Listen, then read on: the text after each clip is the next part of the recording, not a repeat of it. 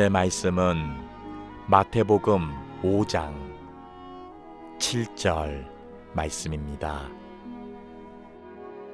긍휼히 여기는 자는 복이 있나니 그들이 긍휼히 여김을 받을 것임이요. 아멘. 예수님께서 말씀하신 팔복을 계속 살펴보고 있는데, 오늘은 5번째 시간, 긍휼히 여기는 자가 복이 있다라는 말씀을 살펴볼 건데, 우리에게 도전도 되지만 현실적으로 부담도 되는 말씀입니다. 왜냐하면 학교에서나 또는 세상에서 어릴 때부터 우리가 그렇게 살아야 된다라고 배웠죠. 어려운 사람들 잘 보살피고 또 이웃에게 자비를 베풀고 그렇게 살아야 된다. 그러나 현실이 그렇지 않습니다. 세상에 나와보면 학교에서 어릴 때 배운 건 다 잊혀질 만큼 마치 동물의 왕국에 나오는 한 장면처럼 사자가 먹이의 약점을 집요하게 물고 늘어지고 또 강자가 약자 위에 군림하는 그런 정글처럼 우리가 사는 세상이 꼭 그렇기 때문입니다.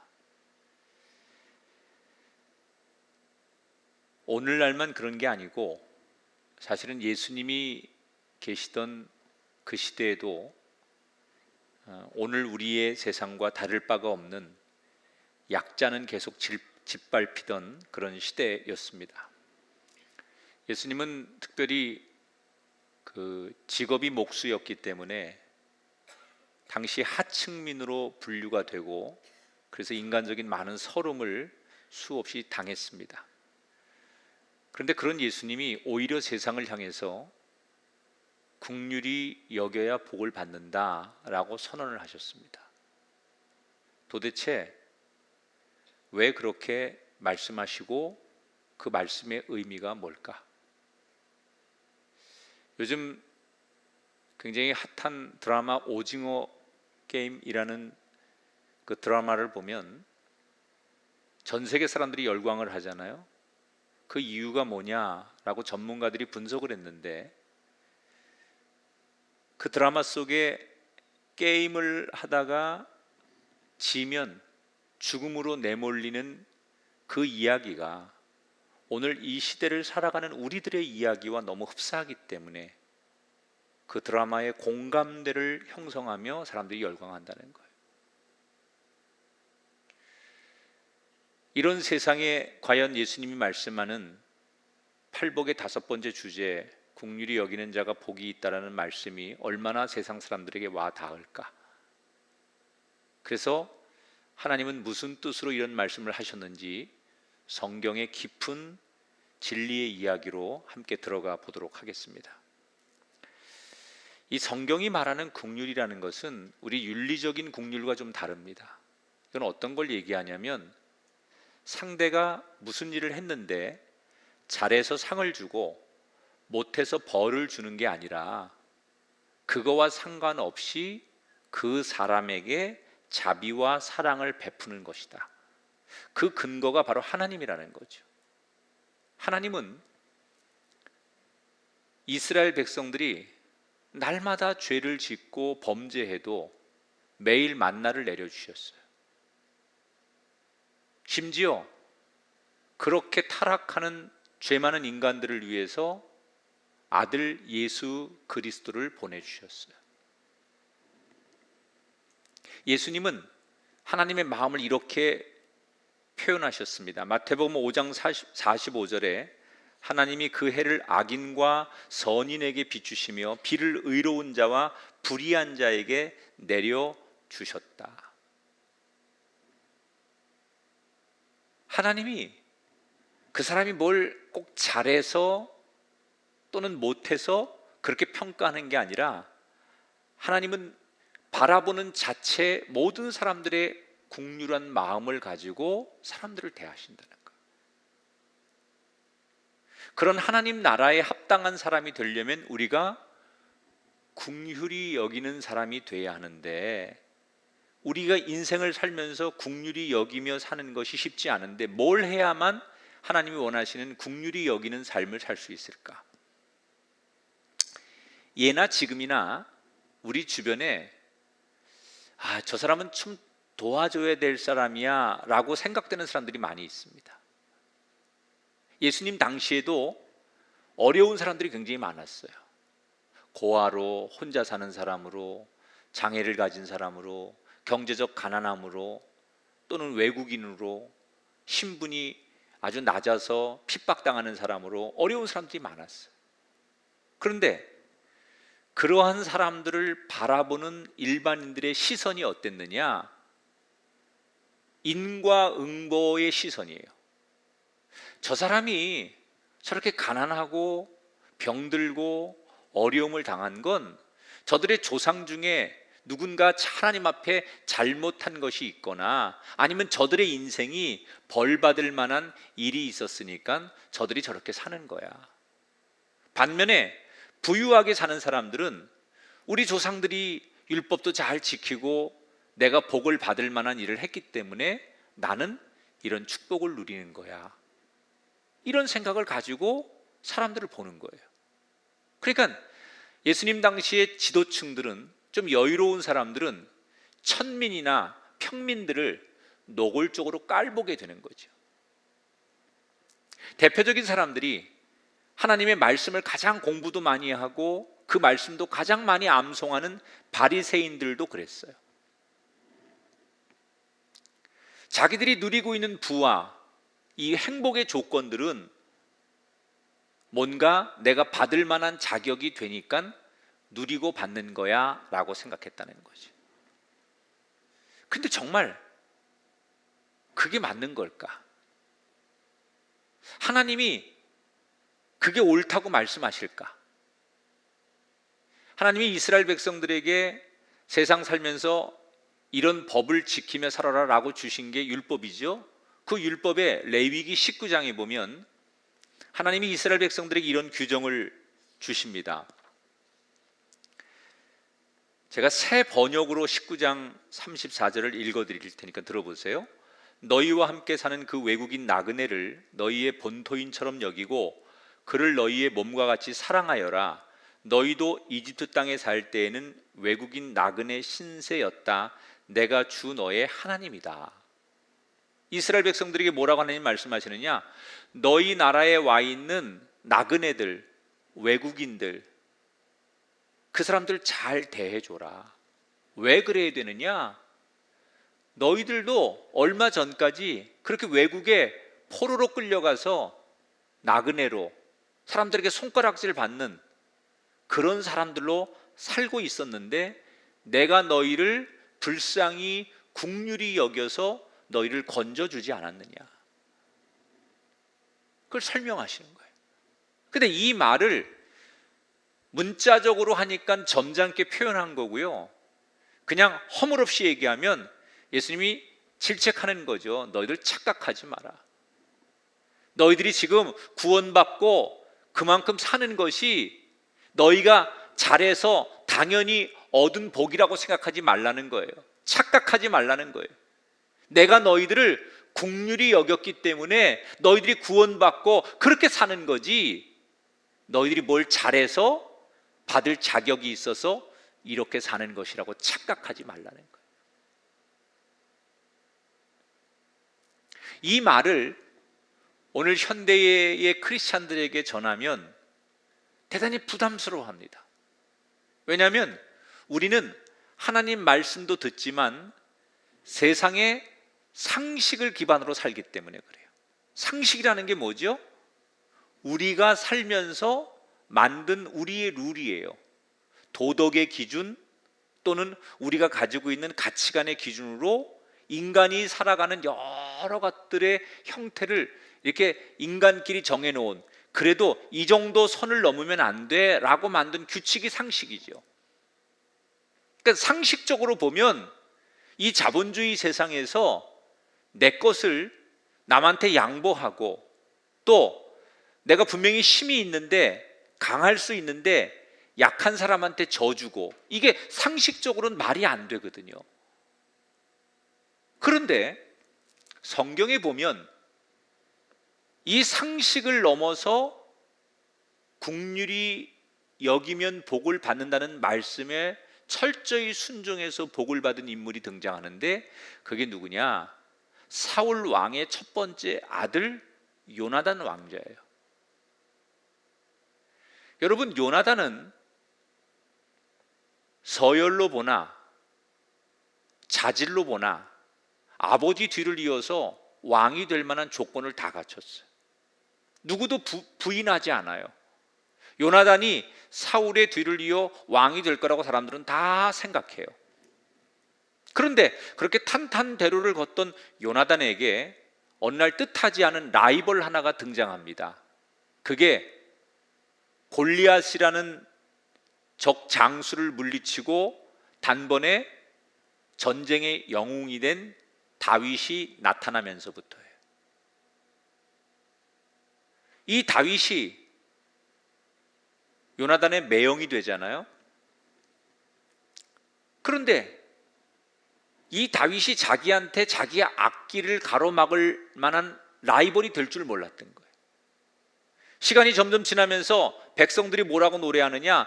자기 아버지 사울과 자기는 고작 천천세를 받는 동안 다윗은 사람들에게 만만세의 칭송을 받고 있는 거예요. 시간이 지나면 지날수록 요나단에게 이 다윗은 매우 위협적인 인물이었어요.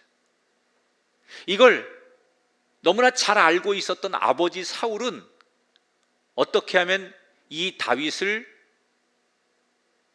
죽일 수 있을까? 또는 아들 요나단과의 경쟁 관계에서 뒤떨어지게 할 수 있을까? 그래서 여러 가지를 하다가 마지막에는 사울이 직접 이 다윗을 죽이려고 해요. 그런데 그런 계획을 철저하게 무산시킨 장본인이 누구냐? 요나단입니다. 처음에 다윗이 왕궁에 왔을 때 어리숙했겠죠. 목동으로 살다가 어느 날 왕궁에 왔는데 뭘 알겠어요. 그때 이 왕궁 생활이 익숙해지도록 그를 불쌍히 여기며 옆에서 멘토가 되어준 인물이 요나단이에요. 아버지가 이 다윗을 죽일 계획을 세우고 이 다윗을 꼼짝없이 죽게 할 수 있는 상황이 됐을 때 그 모든 아버지 계획을 알아채고 다윗을 도망치도록 해주었던 인물이 요나단이에요. 정처 없이 외국으로 광야로 도망을 다닐 때 은신처를 제공하고 먹을 것을 가져다 주며 끝까지 이 다윗을 지켜줬던 사람이 요나단이에요.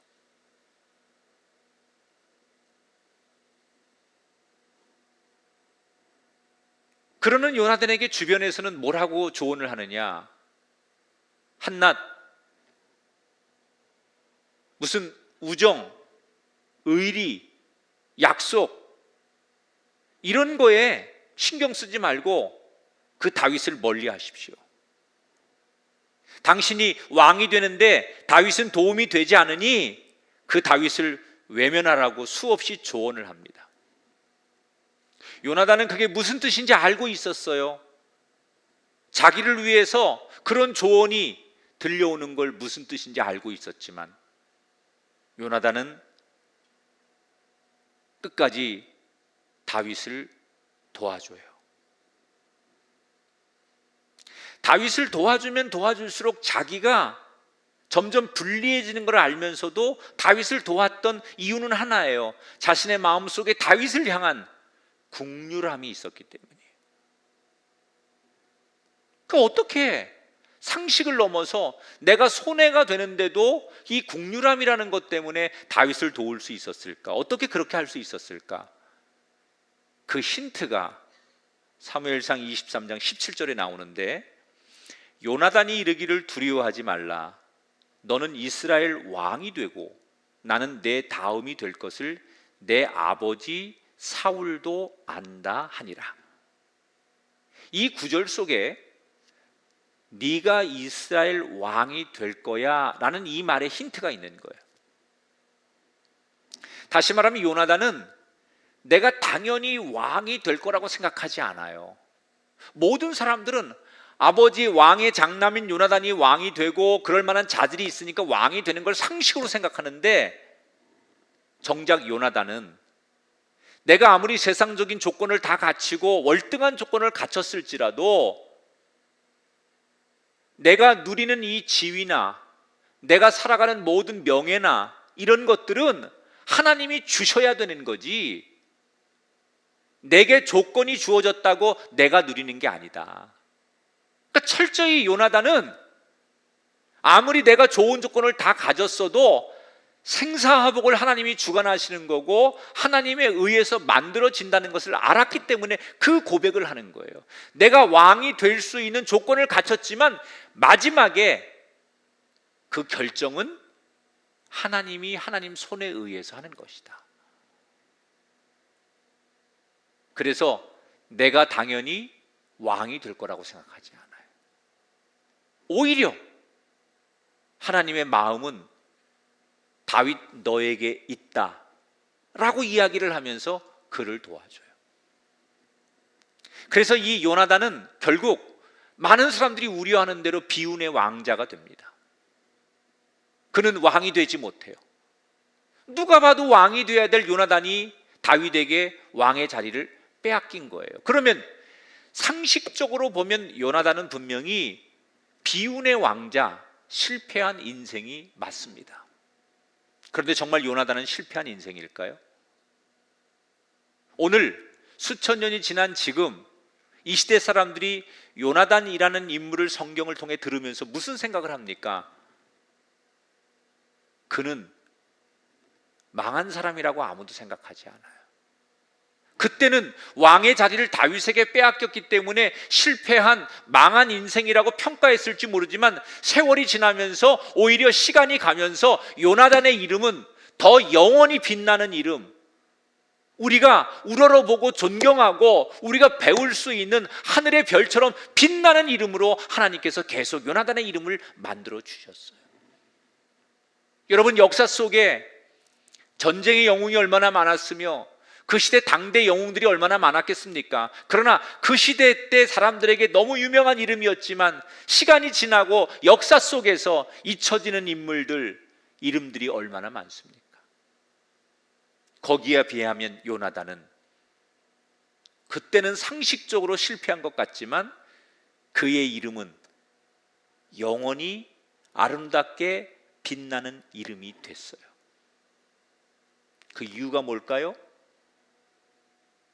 국률함으로 다윗을 대했던 그의 삶을 하나님이 오늘 이 산상수훈의 팔복에서 다섯 번째 주제인 국률이 여기는 자가 복이 있다라는 이 말씀대로 국률함으로 다윗을 대했던 요나단을 영원한 복의 주인공으로 만들어 주셨다는 거예요. 사랑하는 여러분, 우리는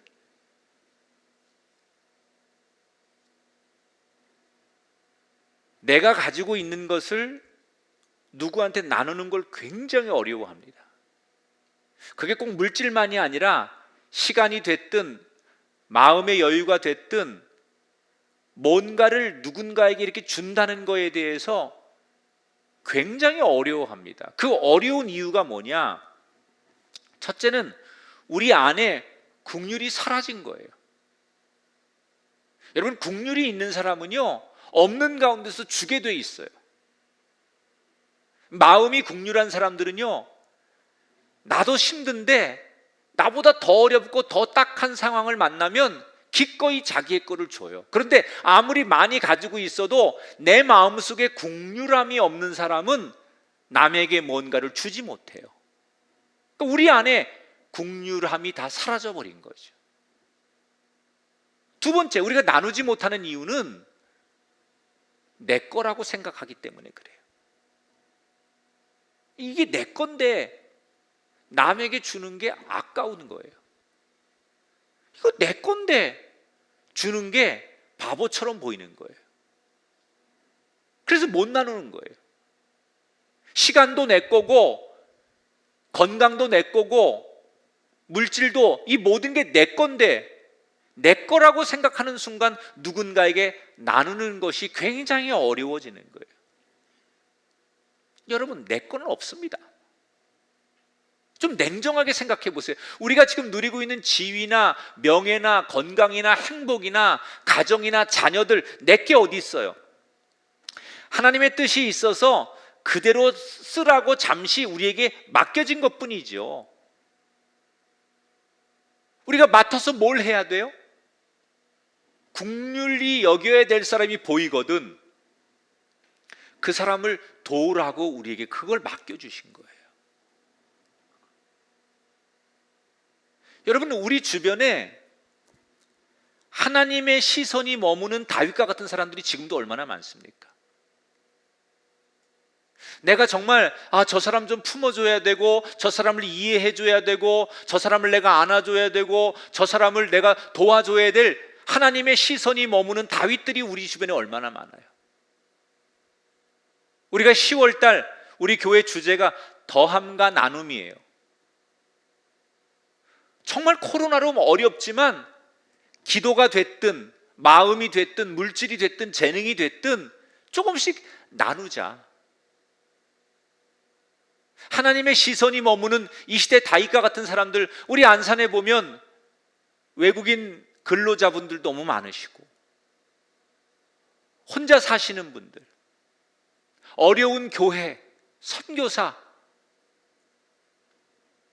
정말 가게 문을 열어놓긴 했지만 사는 게 사는 것이 아닌 소상공인들, 다 이런 사람들이 우리 시대에 지금 다윗과 같은 사람 아닙니까? 하나님의 시선이 머무는 사람들, 하나님의 마음이 거기 가 있는 사람들이 우리 주변에 숱하게 많이 있다는 거예요. 그 사람들에게 하나님의 시선이 가 있는 것처럼 우리도 그들에게 우리의 시선이 머물러야 된다는 거예요. 그때 여러분, 팔복의 5번째 주인공이 될 줄 믿습니다. 내 것은 없어요. 그러면 국률한 복의 주인공이 될 수 있다는 거예요. 근데 이 국률을 베푸는데 장애물이 있어요. 우리가 조금 전에 말씀드린 어떤 어려운 사람들을 내가 도와야 되겠다, 물론 쉬운 게 아니지만 그래도 그건 마음만 먹으면 할 수 있잖아요. 근데 마음을 먹어도 잘 안 되는 큰 국률을 베푸는데 가장 큰 장애물이 뭐냐면, 나한테 잘못을 한 사람, 이 사람을 용서하고 국률을 베푸는 거, 이게 참 어려운 거예요. 차라리 우리가 모르는 사람들을 TV에서나 인터넷 사연을 보면서 저 가정 너무 딱하고 저 사람 너무 안 됐어, 그래서 그 사람을 모르지만 도와주고 싶은 마음이 생기는 걸 할 수 있잖아요. 근데 나와 연관이 있어요. 특히 이 사람 나한테 너무 잘못한 게 많은 사람이에요. 죄를 지었어요. 근데 이 사람 죄를 용서해 줘야만 국률함을 베풀 수 있는 사람, 이게 쉽지 않다는 거죠. 예수님께서 제자들에게 산상수훈에서 이 말씀을 가르쳐 주셨어요. 누가 너의 한쪽 뺨을 때리거든 맞은편도 때리도록 내어주어라.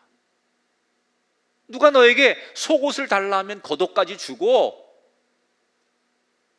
누가 너에게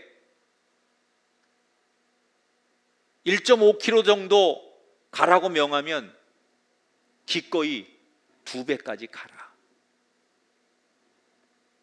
너를 괴롭히고 너를 힘들게 하는 사람들에게 친절을 베풀고 용서하라는 거예요. 그러면서 예수님께서 마태복음 5장 44절 45절에 보면 제자들에게 결정타를 날리시죠. 너희 원수를 사랑하고 너희 박해하는 자를 위해서 기도하라. 이같이 한즉 하늘에 계신 너희 아버지가 될 것이다, 이렇게 말씀하셨어요. 자, 여러 예를 들면서 이쪽 뺨을 때리면 이쪽 뺨도 갖다 대고, 겉옷을 달라면 속옷까지 주고, 오리를 가자면 10리를 더 가주고, 그러면서 너희들의 원수를 사랑해라. 예수님 그렇게 가르쳤어요.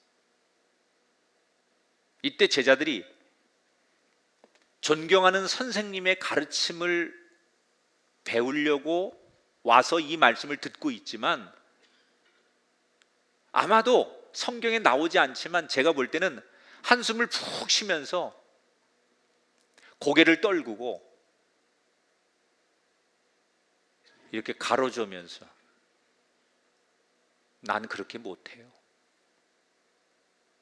아무리 예수님이 존경하는 선생님이고 하나님의 축복을 우리에게 전하는 분일지라도 지금 예수님이 우리에게 말씀하시는 건 우리가 도무지 납득하고 이해하고 실천할 수 없는 거니까 못해요 라고 그들은 몸과 마음으로 저항했을 거예요.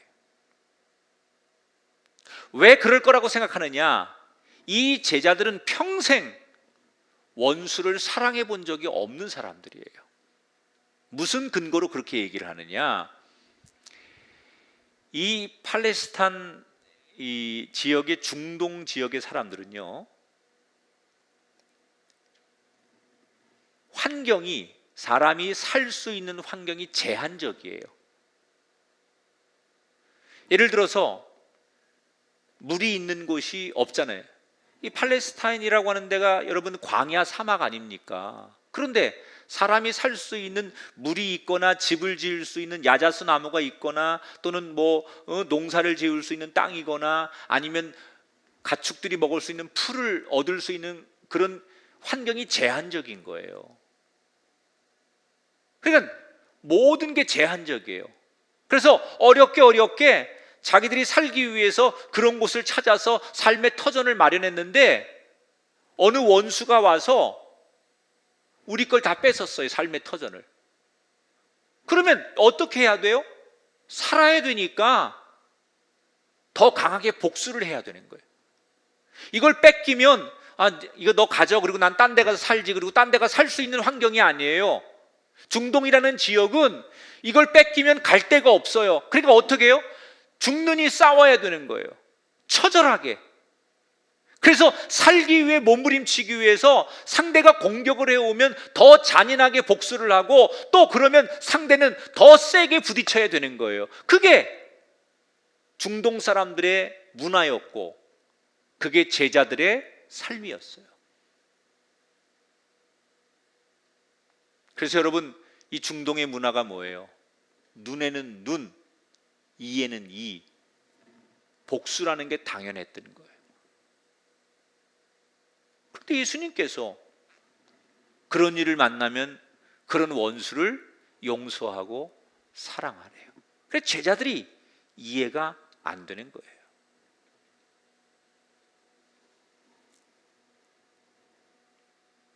자, 예수님은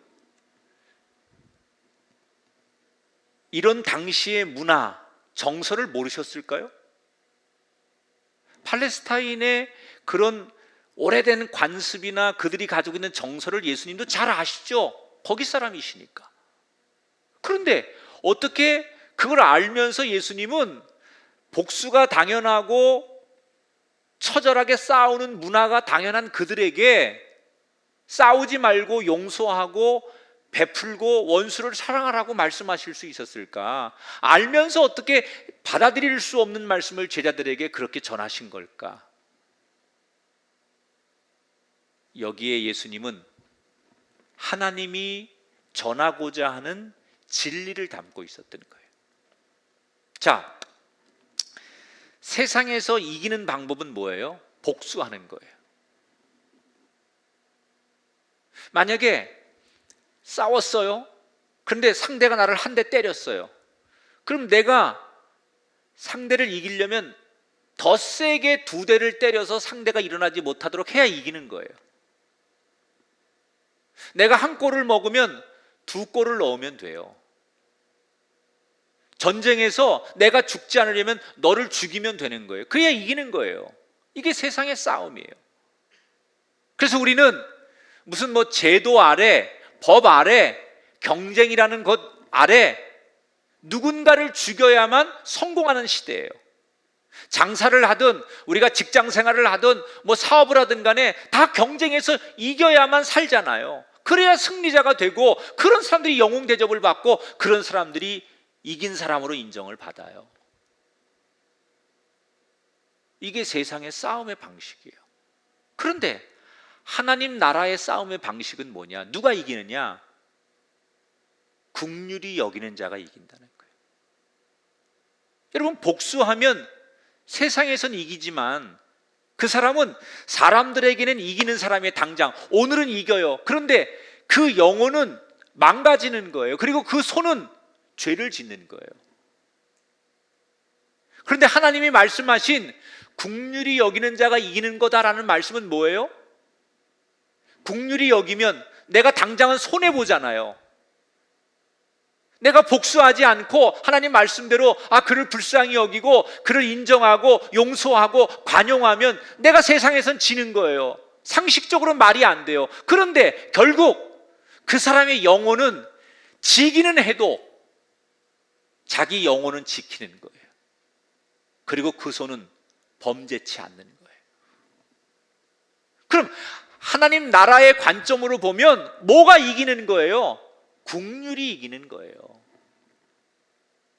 세상에서 복수해서 이기는 건 잠시예요. 오늘 이겼다가 내일 누군가에게 똑같은 방식으로 질 수 있잖아요. 금년은 내가 잘 됐지만 내년에 같은 방식이라면 누군가에게 내가 질 수 있잖아요.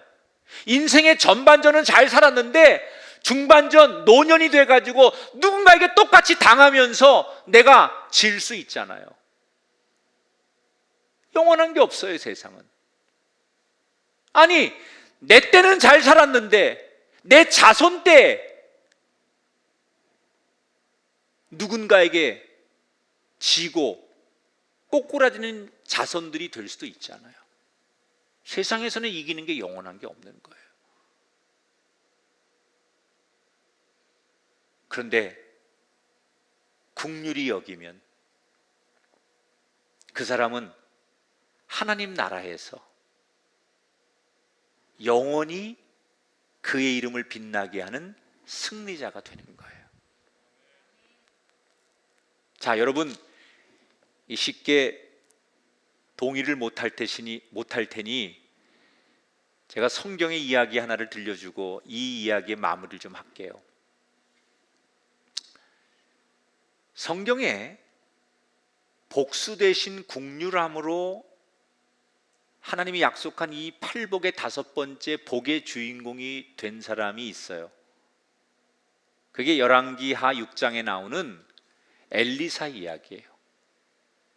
열왕기하 6장에 보면 배경이 어떤 거냐면 당시에 북이스라엘이 있었는데 이 이스라엘은 아주 조그마한 나라고 그 주변에 아람이라는 큰 강대국 거대한 나라가 있었어요. 별것도 아닌 이스라엘을 자기들의 속국으로 만들고 싶었어요. 그런데 능력이 돼요. 경제력, 군사력, 땅의 영토, 인구 모든 게 이 아람과 이스라엘은 비교가 되지 않아요. 마음만 먹으면 얼마든지 이스라엘을 자기 것으로 만들 수 있는 여건을 갖추고 있어요. 그런데 실제로는 그 조그만 이스라엘을 자기네 거로 못 만들어요. 번번이 실패해요. 왜? 이스라엘 땅에는 당시에 유명한 하나님의 종 엘리사가 살고 있었어요. 뒤늦게 아람의 사람들이 저 이스라엘 조그만 나라를 우리가 함부로 하지 못하는 이유는 그 엘리사라는 출중한 하나님의 종이 있기 때문에 그런 거다라는 걸 알고서 엘리사부터 어떻게 하자 해가지고 어느 날 군대를 엘리사의 집으로 보내는 거예요. 엘리사를 잡으려고. 그런데 이때 엘리사가 자기를 잡으러 온 아람 군인들의 눈을 기도해서 다 멀게 해가지고 그 군대를 사마리아로 유인을 해서 피 한 방울 흘리지 않고 그 아람 군대를 완전히 포로로 잡습니다. 여러분, 전쟁의 병법 중에 가장 훌륭한 병법이 피 흘리지 않고 싸워 이기는 거 아닙니까? 엘리사가 지금 그렇게 하는 거예요. 자, 끝났습니다. 이때 북이스라엘 왕이 주의 종 엘리사에게 묻습니다. 선지자시여, 이 잡은 포로들을 어떻게 할까요? 사실 이 질문의 의도는 형식적인 거예요. 왕은 이들을 다 죽이고 싶었어요. 그런데 일단 형식적으로 물어본 거예요. 그래서 뜻밖의 대답을 합니다. 엘리사가 뭐라고 얘기를 하느냐? 왕이시여, 이 적군의 군인들을 죽이지 마시고 최대한 환대해서 그들을 잘 대우하고 그냥 다 돌려보내 주십시오. 왕은 고민합니다. 그러나 엘리사가 워낙 출중한 리더십을 가졌기 때문에 결국 찜찜하지만 왕은 그냥 돌려보내주면 되치기를 당할 거 아닌가, 더 많은 군인들이 와가지고 우리를 괴롭히고 복수할 텐데, 이런 두려움을 가지고 왕은 엘리사의 말대로 그들을 환대해서 억지로 보냅니다. 그랬더니 어떻게 되는지 보세요. 열왕기하 6장 23절에 보면 이렇게 소개합니다. 왕이 위하여 음식을 많이 베풀고 그들이 먹고 마심에 놓아 보내니 이로부터 아람 군사의 부대가 다시는 이스라엘 땅에 들어오지 못했다 그랬어요. 그 이후로 그 강했던 아람 군대가 빈번하게 이스라엘을 넘나들던 그들이 다시는 침공하지 않았다는 거예요. 전력만 보면 얼마든지 쳐들어올 수 있습니다. 그런데 왜 아람이 침공을 못합니까? 엘리사가 두렵거나 군사력이 약해져서가 아니에요. 국률함의 은혜를 입었기 때문이에요. 그래서 다시 피 흘리지 않는 싸움이 전개되지 않고 멈춘 거예요. 여러분, 국률이 여기는 자가 복이 있다라는 말씀이 진리 아닙니까? 어리석은 것 같지만 국률을 베풀고 은혜를 베풀고 자비를 베푼 사람이 정말로 하나님께서 복을 주시고 이기게 하신다는 그 말씀이 진리의 말씀처럼 엘리사 이야기 속에서 우린 보고 있잖아요. 우리가 이 엘리사 같은 복을 받으려면, 영원한 복의 주인공이 되려면 싸움의 방식을 바꿔야 돼요. 복수하고, 네가 한 방 때리면 나는 두 방 때릴 거야, 네가 이렇게 하면 난 더 세게 말할 거야. 이 싸움은 영원히 이기지 못해요. 긍휼히 여기면 지는 것 같지만 이깁니다. 하나님께서 하늘에서 영원히 이기는 자도 되지만 이 땅에서도 마지막에 진정한 승자가 되도록 베풀어 주실 겁니다. 그래서 오늘 말씀을 통해서 여러분에게 꼭 이 말씀을 나누고 싶어요. 한번 저를 따라서 고백하십시다. 하나님이 나의 기준입니다. 우리가 긍휼을 베푸는 사람이 되려면 하나님이 기준이 되면 돼요. 하나님이 바라보는 시선에 나도 보면 돼요. 하나님이 바라보는 다윗과 같은 사람, 불쌍한 나그네, 연약한 사람, 소외당한 사람들을 하나님이 바라보고 있다면 그 하나님이 기준이 되어서 나도 그 사람 바라보면 돼요. 하나님의 마음이 가 있는 곳에 그 기준에 내 마음도 가 있으면 그게 긍휼히 사는 거예요. 내가 기준이 되고 다른 사람이 기준이 되고 세상이 기준이 되니까 긍휼함의 복을 놓치는 거예요. 하나님이 기준이 되면 됩니다. 그 기준으로 오늘 팔복의 5번째, 긍휼히 여기는 자가 복을 받는 이 시대의 요나단이 되시고 엘리사의 민족이 되시기를 주님의 이름으로 축원합니다. 영상을 보겠습니다.